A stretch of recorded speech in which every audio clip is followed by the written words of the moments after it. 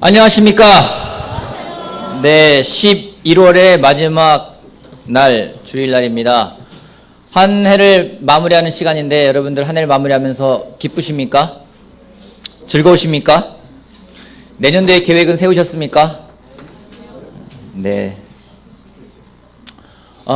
먼저 한 해를 잘 마무리할 수 있게끔 우리 격려하는 시간을 갖길 바라겠습니다.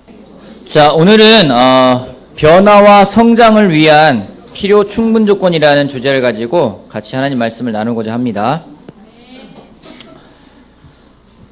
우리 먼저 기도하고 시작할까요? 기도합시다. 기도하겠습니다. 하나님 감사합니다. 11월 30일이 있다는 것이 참 감사하고 또 내일이면은 또 12월 1일이 또 새롭게 시작되게 감사하고 하나님 우리에게 정말 하루하루라는 시간이 있어서 이 세상에서 하나님이 주신 것들을 우리가 감사하며 지낼 수 있는 시간 주신 것 감사합니다. 하나님 또한 오늘 이 자리에 모여서 같이 하나님 말씀을 들을 수 있게 감사하고 하나님 기도하는 것은 당신께 구하는 것은 오늘 이 시간 정말 하나님에게 온전히 우리 마음을 들을 수 있게 도와주십시오.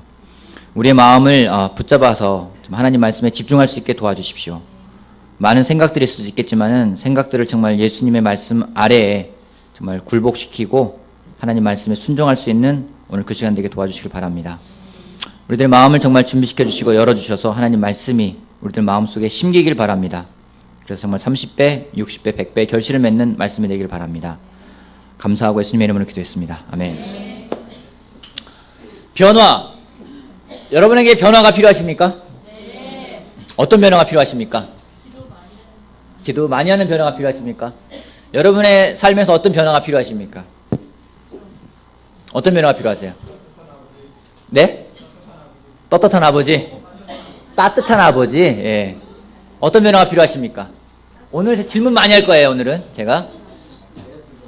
다이어트를 하고 싶은 변화가, 몸의 변화를 필요로 하시는군요. 아멘. 예. 아침마다 일찍 만나면 되겠네요. 왜 그런 변화가 필요할까요? 우리 모두 변화가 필요하죠. 왜 그런 변화가 필요할까요? 성장하고 싶어서. 변하지 않아서 변하고 싶어요. 여러분은 변화라는 얘기를 들으면 긍정적인 걸 떠올리십니까? 부정적인 걸 떠올리십니까? 변화가 다 좋은 건가요? 변화가 다 좋은 거예요? 변화가 좋을 수 있고 나쁠 수 있습니다. 근데 좋은 변화라는 것은 특징이 있습니다. 어떤 특징이 있냐면요. 좋은 변화는 성장을 가져온다는 겁니다. 그래서 이 변화는 있는데 성장이 없다. 변했는데 아무런 성장이 없어요. 그건 좋은 변화라고 말하기가 힘듭니다. 성경은 우리가 계속 변하면서 성장하기를 바라는 것을 계속 이야기하고 있습니다. 또 그런 사람이 된다는 것을 계속 이야기하고 있습니다. 변화와 성장 정말 필요한데 또 우리가 원하는 것들인데 변화와 성장을 하기 위해서 필요하면서도 또 충분한 조건들이 한 가지가 있습니다. 그게 뭘까요? 변화와 성장을 위해서 우리한테 필요한 것이 있다면 무엇일까요? 겸손함? 무엇일까요? 노력? 무엇일까요? 열정? 어떤 게 있을까요? 결정? 어떤 게 있을까요? 실천? 아직까지 안 나왔습니다. 절제? 성령님? 그 모든 것들을 하기 위해서 정말 우리한테 기본으로 깔아놓아야 될 것이 있습니다. 뭘까요? 네? 믿음? 아직 안 나왔습니다. 질문 많이 한다고 했죠? 변화와 성장을 하기 위해서 정말 기본으로 깔아놓아야 될 것이 있어요. 포기하지 않는 것, 우리 삶에 정말 포기하지 않고 해서 깔아놓아야 되는 것이 있어요. 사랑, 거기에 더 밑에 깔아놔야 할 게 있어요. 기도, 그 밑에 깔아야 될 게 있어요. 로마서 5장 보겠습니다.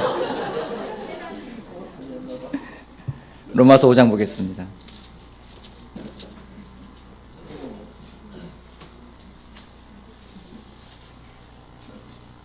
로마서 5장 1절 말씀부터 볼게요. 로마서 5장 1절 제가 읽겠습니다. 로마서 5장 1절 로마서 5장 1절 그러므로 우리는 믿음으로 의롭다 하심을 받았으므로 우리 주 예수 그리스도로 말미암아 하나님과 더불어 평화를 누리고 있습니다.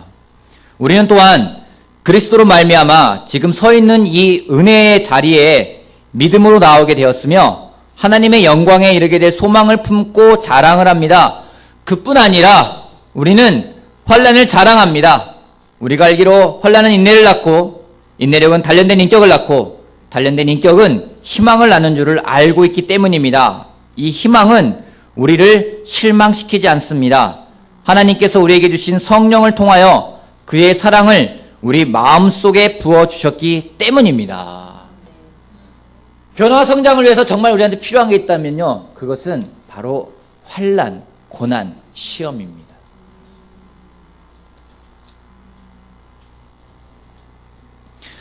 성장이라는 것은 쉽게 일어나는 것이 아닙니다. 신체의 근육은요, 성장하기 위해서는 고통이 반드시 필요합니다.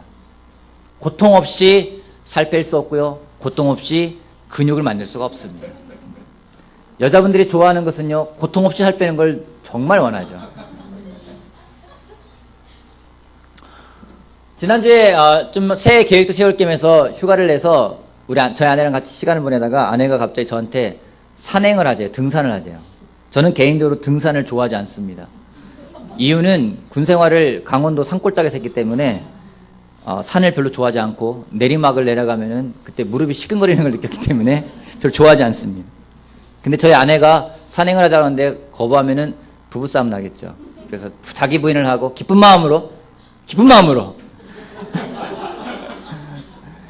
인근 산을 가자고 했고, 그래서 택한 산이 아주 만만한 산이죠. 인왕산을 가기로 했습니다. 근데 코스를 잘못 들어서 정말 암벽 등반하다시피 올라갔습니다. 저희 아내는 한 1년 반 정도, 거의 2년 가까이 꾸준하게 요가를 해왔고, 뭐 우리 구민회 가서 하는 그 몇만 원짜리 있지 않습니까? 1년, 한 달에 몇만 원짜리 하는 거. 그거를 꾸준하게 해와서 깜짝 놀랐어요. 몸이 굉장히 좋아졌어요. 산을 올라가는데 예전 같으면 저한테 힘들어 오빠 같이 가, 끌어줘, 왜 혼자 갈 거야, 뭐 할 거야 많이 나올 텐데 그런 얘기가 안 나와요. 잘 따라오다가 나중엔 저를 추월해 올라가더라고요. 내려왔는데 막 저는 다른 데는 모르겠는데 종아리가 아파서 그 다음날도 이렇게 좀 아프다, 고통스럽잖아요. 저 안에는 그 다음날 아침에 일어나니 또 요가를 하러 가는 거예요. 대단하다. 그래서 제가 결정으로 운동을 해야 되겠다. 여러분, 뭔가 근육이 고통스럽다는 게 기쁠 때가 있죠. 왜요? 해냈다. 또 하나 성장하겠구나. 마찬가지로 영적인 근육도 마찬가지입니다. 성경은 영적으로 성장하는 발달 과정을 보여주고 있습니다. 그 첫 번째 단계가 뭐냐면요, 환난이래요. 근데 이 환난을 뭐라냐면은 우리는 환난을 어떻게 한다고요? 자랑한대요. 이해되십니까? 이해되세요? 우정 형제가 다음 주에 와가지고 저 자랑할 게 있습니다. 저 회사 잘렸습니다. 회사 잘렸어요. 그런 날 이해가 되세요? 이해가 되세요? 이해 안 될 거예요. 잘려서 좋은 회사 가나? 아니에요. 잘렸습니다. 그러지 않을 거예요. 와가지고 한 형제가 올라와서 뭐 제가 따로 뭐 싫어해서 하는 얘기가 아닙니다. 민호 형님이 딱 다음 주에 올라가지고 제가요 싸웠어요. 아내랑 싸웠어요. 괴로워 죽겠어요. 자랑하고 싶습니다. 말이 안 되잖아요. 환난을 자랑한대요. 다른 성경은 환난을 자랑하자고 얘기하고 있어요. 왜냐면요, 왜 자랑할 수 있냐면요, 그 다음 게 있기 때문이에요. 환난은 인내력을 낳는다고 이야기합니다. 거기서 그치는 것이 아니라 그 인내력은 단련된 인격을 만들어낸다고 합니다. 거기서 그치는 게 아니라 그 단련된 인격은 희망을 우리한테 주는데, 이 희망은 우리를 실망시키는 희망이 아니라는 겁니다. 여러분, 희망을 가졌다가 우리가 실망할 수가 있습니다. 근데 이 희망은 우리를 실망시키지 않는데요. 이 경지는 어느 경지가 돼야 될까요?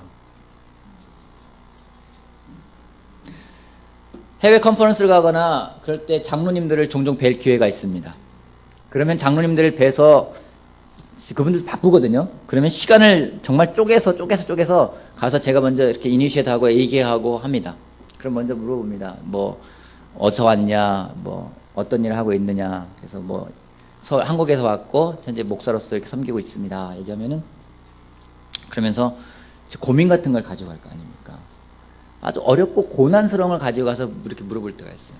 딱 늘어놓습니다.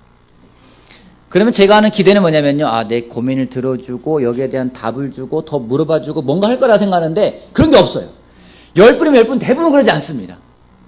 그냥 들으면은요. 괜찮아. 뭐 대부분 그래요. It's okay. 괜찮아. 끝이에요, 그게. 그 뒤에 뭐가 있어야 될 거 아니에요. 근데 아주 어려운 줄 가지고 가서 막 이야기해도요. 다 해결해요. 괜찮아. 그러면서 하는 말이 있어요. 기쁘게 살아. 대부분 말씀이 그런 말씀, 저 요즘에는 그래서 별다른 기대 안 하고 가요. 그분들은 왜 그럴 수 있었을까요? 고난을 겪어봤기 때문입니다.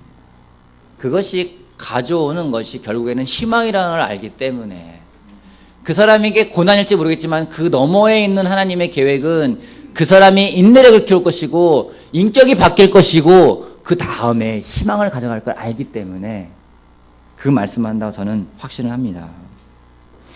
여러분, 어려움이 우리한테 어려움으로 끝나는 게 아니라 그것이 우리가 변화하고 성장하기 위한 아주 기초적인 먼저의 시작이라는 것을 성경은 여러 군데서 이야기하고 있어요. 야고보서 같이 보도록 하겠습니다.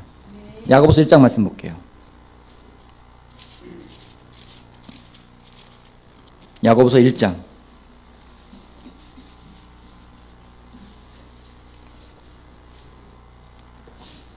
2절 말씀부터 보겠습니다. 같이 한번 볼게요. 2절부터 4절까지 한번 같이 한번 읽어보겠습니다. 2절 말씀부터 4절까지 야고보서 1장 2절에서 4절 다 찾으셨죠? 자, 같이 봅시다. 시작. 나의 형제자매 여러분, 여러 가지 시험을 빠질 때에 그것을 더할 나위 없는 기쁨으로 생각하십시오. 여러분은 믿음의 시련이 인내를 낳는 것을 알고 있습니다. 여러분은 인내력을 충분히 발휘하여 조금도 부족함이 없이 완전하고 성숙한 사람이 되십시오. 여러분, 야고보하고 베드로하고 바울하고 짠 게 아니에요. 다 똑같이 얘기하고 있어요. 로마서에 똑같은 말 아닙니까? 발달 과정이 또 나와 있습니다. 뭐냐면요. 먼저 여러 가지 시험을 빠질 때 그것을 더할 나위 없는 기쁨으로 생각하래요. 여러분 안에 시험 좋아하는 사람 있습니까? 나는 내 삶에 시험이 많았으면 좋겠어. 손 한번 들어주십시오. 괜찮습니다. 들어주십시오. 우리 가운데 시험을 원하는 사람은 없습니다. 다시 한번 물어볼게요. 여러분 가운데 시험이 없는 사람 있습니까? 없는 사람 손 들어보십시오. 괜찮아요. 손 들어도. 다 시험이 있군요.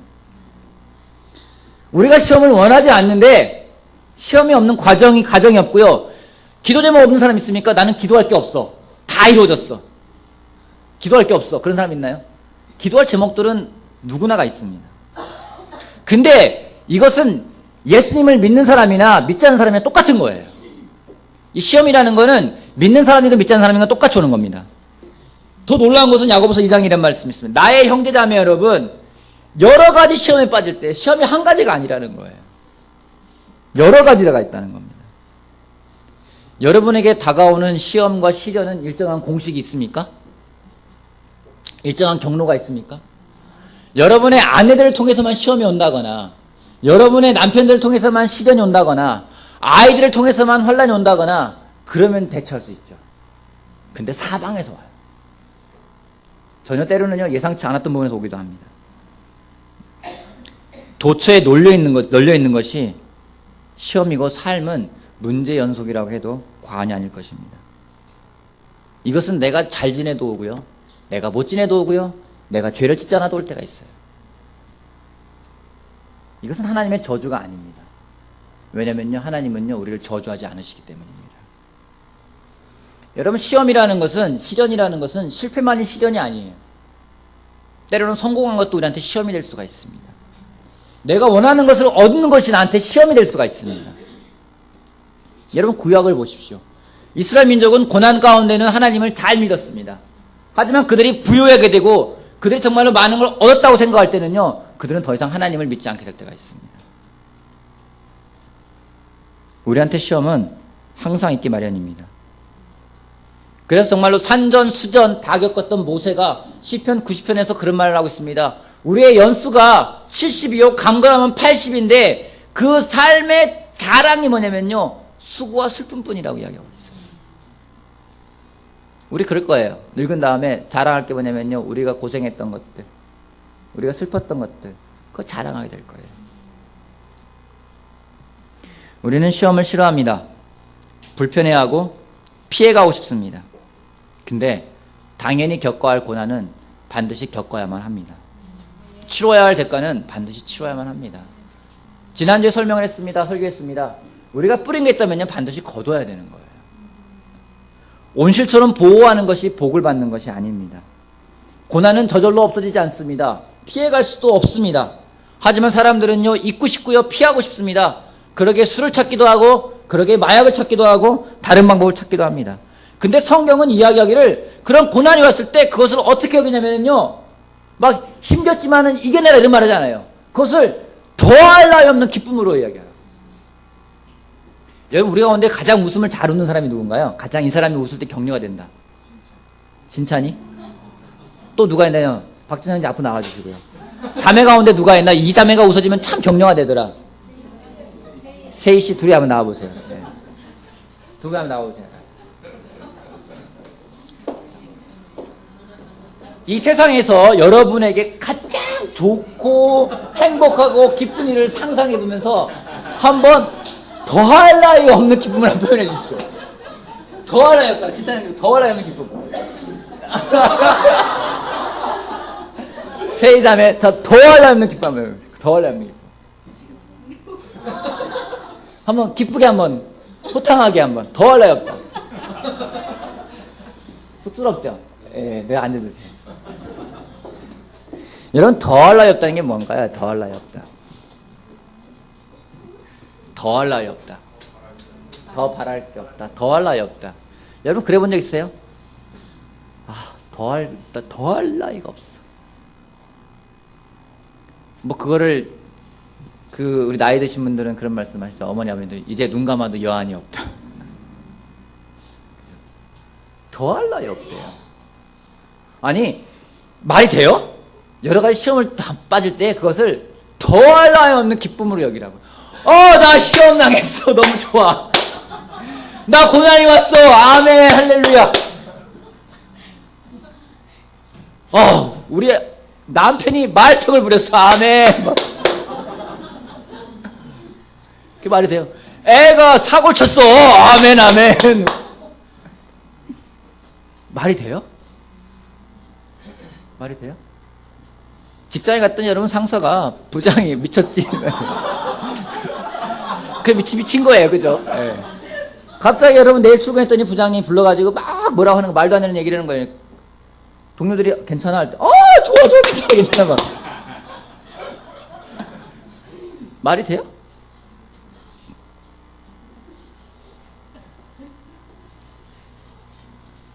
저는 정말 이것이 믿음이라 생각을 합니다. 그 사람이 진짜 믿는 거는요, 고난과 역경 앞에서 보면 알 수 있습니다. 진정한 믿음은 고난과 역경 속에 더 강해집니다. 제가 이 말을 하지만요, 저도 이 말이 쉽지 않다는 걸 압니다. 저한테 가장 도전이 되는 게 뭔지 아십니까? 저한테 가장 도전되는 건요, 제가 설교한 대로 살아야 되는 게 가장 도전이 되는 거예요. 여러분은 그래도 말은 별로 안 하잖아요. 저는 말을 많이 하잖아요. 야고보가요, 이야기하기를, 야, 힘들지만 기쁘게 여겨봐. 이렇게 말하지 않아요. 그냥 더할 나위 없는 기쁨을 여기라고 말하고 있습니다. 여러분, 고난은요, 피하는 것이 아니라 믿음과 지혜와 용기를 갖고 대면하고 직면해야 되는 것들입니다. 시험은 절대로 이상한 일이 아닙니다. 하지만요, 우리들에게는요, 열등감이 있고요, 저주의식이 있어요. 그래서 내가 시험을 당하거나 고난과 곤란함을 겪거나 환난을 당하면은 내가 저주받는 건 아닌가? 내가 죄진 건 아닌가? 죄의식 속에 빠져 살아가게 됩니다. 근데 시험은 저주가 아닙니다. 아까 말했지만 하나님은요, 우리를 저주하시는 분이 아니십니다. 여러분, 시련이 올 때 이해할 수 없죠. 저 그 찬양 정말 좋아해요.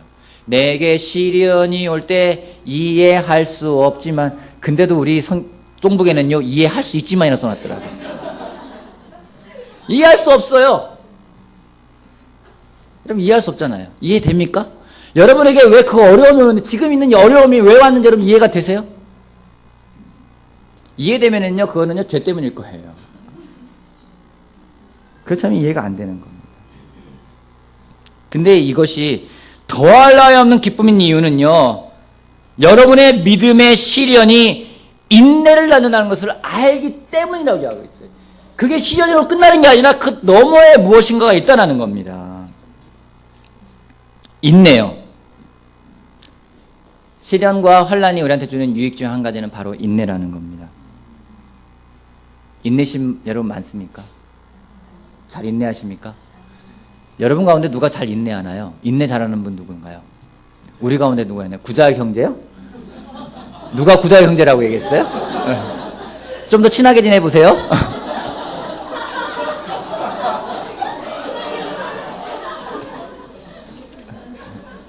구자의 형제, 놀라운 형제죠. 그죠? 네.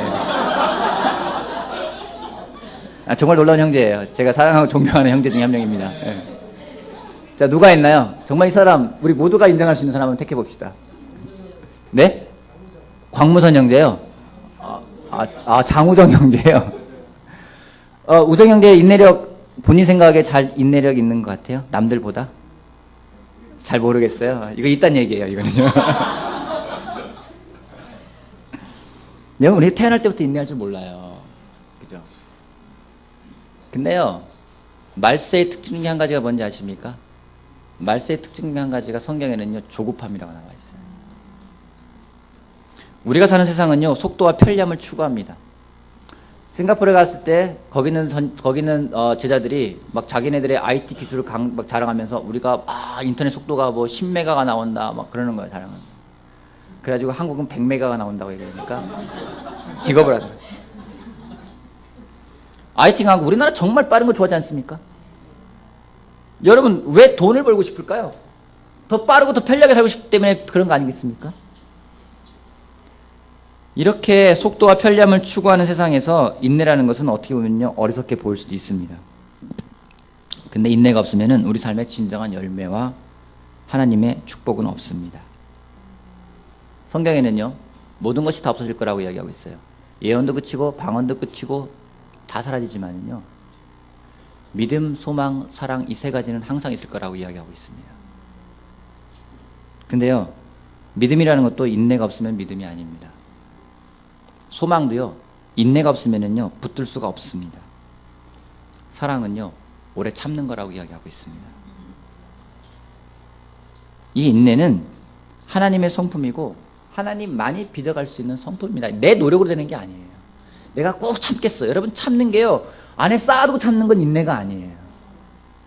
뭔가 부글부글 끓어올리면서 그래 두고 보자, 내가 언젠가는 이거는요, 인내가 아니에요. 그거는요, 보복이고 쓴마음인 거예요. 지식이 많아지고 능력이 쌓아지고 실력이 늘어날수록 사람들은 참으려고 하지 않습니다. 참는 것을 어리석다고 생각합니다. 하지만 인내는 성령의 열매입니다. 하나님이 우리 모두에게 주고자 하는 궁극적인 열매가 인내라고 해도 과언이 아닐 것입니다. 여러분, 인내가 뭘까요? 인내는 수동적인 게 아니에요. 인내는 믿음으로 하나님께 온전히 맡길 수 있는 겁니다. 많은 어려움이 나를 향해 달려오고 스티슨 잔이 온다 할지라도 평안하게 주님을 신뢰할 수 있는 것, 그것이 인내입니다. 여러분, 참다가 폭발하지 마십시오. 그건요, 참지 않는만 못합니다.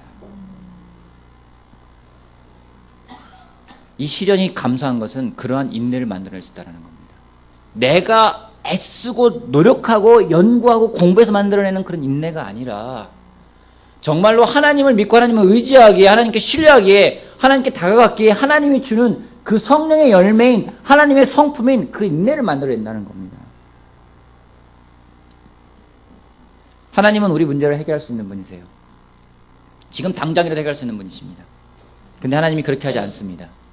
왜냐면요, 우리의 성품을 다루기 원하시기 때문입니다. 우리의 성품을 하나님은 단련하기 위해서 그런 불같은 시련을 주시기도 합니다. 그러한 인내로 끝나는 것이 아니라 그것이 또한요, 연단된 인격을 만들어낸다. 근데 이런 공통적인 발달 과정이요, 야고보서에 나와 있는 게 아니에요. 히브리서 나와 있는, 히브리서 12장 같이 보겠습니다. 히브리서 12장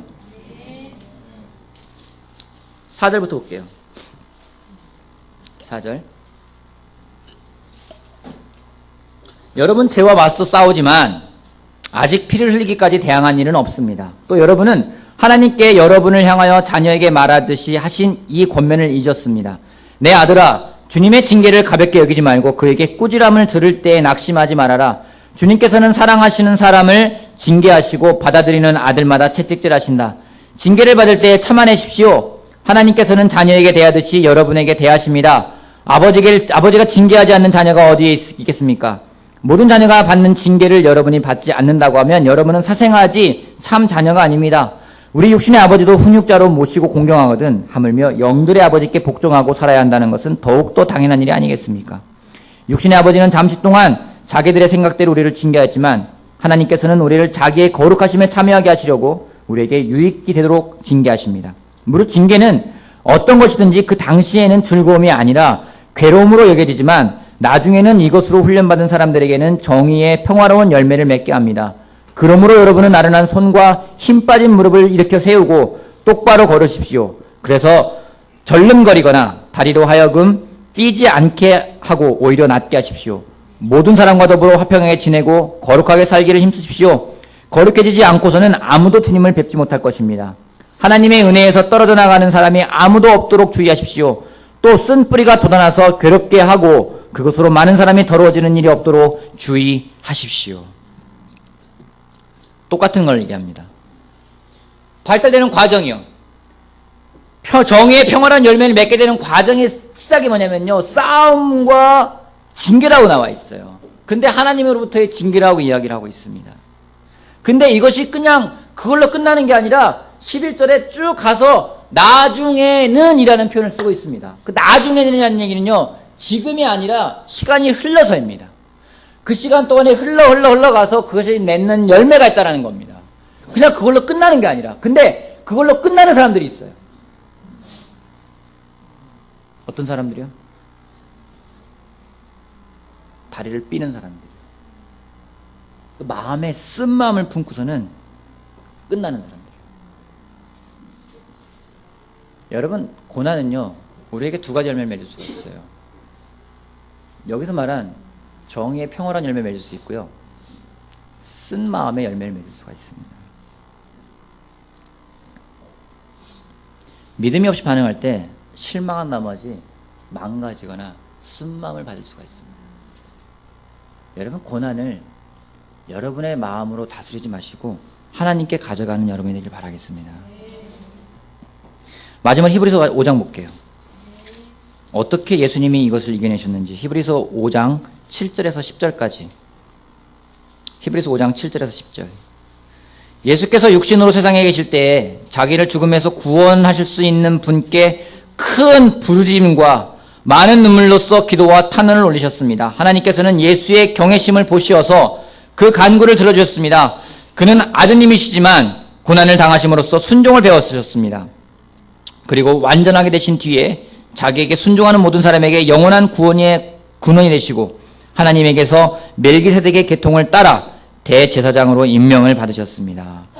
예수님이 이겨냈던 방법은 뭐냐면요, 그것을 구원할 수 있는 분에게 큰 부르짖음과 눈물로써 기도와 탄원을 올렸고요, 그 자세가 하나님을 경외하는 모습이었기 때문에 하나님은 그 예수님의 경외하는 모습을 보시고 그를 구원해 주셨다고 이야기합니다. 이것이 고난에 대처하는 우리의 자세가 되어야 합니다. 여러분, 이 밖에도 성경은요, 계속해서 이야기합니다. 우리가 변화하고 성장하길 바라고 우리가 정말로 바뀌길 바라는데 그 과정이 다 똑같아요. 고난이 있고 그것이 인내를 낳고 연단된 인격을 낳고 그것이 희망을 낳는다고 이야기하고 있습니다. 여러분 변화와 성장을 여러분 두려워하지 마십시오. 그것은 하나님의 축복입니다. 여러분 정말 우리가 예수님 닮아가는 게 우리 목표가 아닙니까? 그죠? 예수님 닮아가는 거죠. 예수님 닮아가기 원하는 거죠. 예수님 같은 성품, 예수님 같은 그 마음을 닮아가기 원하는 거죠. 그러기 위해서는 우리한테 이것은 너무나 필요하고 또 충분한 것입니다. 그러게 여러분 그런 상황을 기뻐하고 즐기시는 여러분이 되길 바랍니다. 같이 나누세요. 자랑해보세요. 여러분 자랑이라는 건 혼자 있는 게 아니죠. 옆에 사람한테 나누는 거죠. 여러분 고난을 자랑하세요. 자랑해보세요. 오늘 바이블톡 만나면요 여러분 가지고 있는 고난을 자랑하세요. 나 회사에서 이런 어려운 문제 있다? 놀랍지? 이야기하세요. 어제 남편이 나한테 이런 말 했어. 나 상처받았어. 놀랍지? 나누세요. 오픈하세요. 그리고 더 올라오는 기쁨으로 여기세요. 그때 우리가 변할 수 있을 겁니다. 지난주에 아이랑 같이 시간을 보냈는데 아이가 무슨 책을 읽었는지, 요즘에는 책을 읽으면 심오한 책을 읽는지 저한테 심오한 질문을 해요. 아빠는 세상이 변화되는 것하고 자신이 변화되는 것 중에서 어느 걸 택하겠어? 물어보고. 뭐 하나 읽고선 자기인지 안다는 걸 증명하고 싶은 거겠죠. 그래서 얘기했어요. 아빠는 나를 변화되는 걸 택하겠어. 그러니까. 왜? 세상이 변하는 게 더 좋은 거 아니야? 세상을 변화시키고 싶은데 세상이 변한다고 내가 변하는 건 아니야. 내가 변할 때 세상이 변할 수도 있고 내가 변하는 게 중요하지 세상이 안 변할 수도 괜찮아. 아빠는 아빠가 변하는 게 더 중요해. 이야기를 하니까 이해할 수 없다는 표정으로 더 이상 말 안 하더라고요. 이해할 수 없죠. 그죠? 여러분 세상은 변하지 않을 수도 있어요. 세상이 변한다고 우리가 변하는 건 아닙니다. 하지만 내가 변하면은요 그걸로 아멘인 거예요. 내가 변한다고 세상이 변할까요? 안 변할 수도 있어요. 근데 내가 변했을 때 잃을 건 없어요. 여러분 우리가 변해야 합니다. 우리가 변해야 돼요. 여러분과 제가 변해야 합니다. 그리고 변화가 성장으로 연결돼야 됩니다. 그래서 정말로 시간이 지나서 나중에 시간이 질러서 누굴 만났을 때 너 정말 변했다, 바뀌었다, 성장했다 그 말 들어야 되지 않겠습니까? 너는 정말로 초지일관, 시종일관 정말 표리부동한 사람이고 정말 너는 정말로 어떻게 용두사미가 아니라 정말 뭐 있잖아요 그거 정말 쫙 변함없이 넌 정말 신조가 있고 고집이 있고 정말 너는 참 놀랍다 어떻게 변하지 않니? 칭찬이에요? 믿음도 성장해야 됩니다. 사랑도 성장해야 됩니다. 하나님이 주신 모든 것들은 성장해야 됩니다. 변화와 성장을 꿈꾸고 기대하는 여러분이 되길 바랍니다. 그러기 위해서 여러분 고난이 오면은요 직면하세요. 어려움에 대해서 이야기하니까 한 분이 저한테 얘기하더라고요. 야 즐겨. 속으로 당신이라면 즐길 수 있겠어. 근데 한마디 하더라고요. 그 어려운 시간을 통해서 내가 업그레이드 될 수 있는 시간이라고. 그러기에 문제 와라! 내가 다 맞아주겠다. 그런 마음으로 대하라고 이야기하더라고요. 제가 그 도전을 받아들이기로 했습니다. 쉽지 않아요. 어려워요. 여러분 쉽겠습니까? 하지만 여러분 문제 앞에서 여러분 하나 희망을 가져십시오. 하나님이 나를 업그레이드 시키려고 하는구나. 그 믿음이 없으면요 그 문제가 여러분을 다운그레이드 시킬 겁니다. 업될 건지 다운될 건지 우리의 선택입니다. 하지만 하나님이 우리한테 믿음을 주셨습니다. 그 믿음을 가지고 고난을 통해 인내를 배우고 인내를 통해 연단된 인격을 배우고 연단된 인격을 통해 정말로 세상에 뺏어갈 수 없는 희망을 가져가고 희망을 바라보기에 기뻐하고 즐거워하고 변화되고 성장하는 여러분이 되기를 바라겠습니다. 마치겠습니다.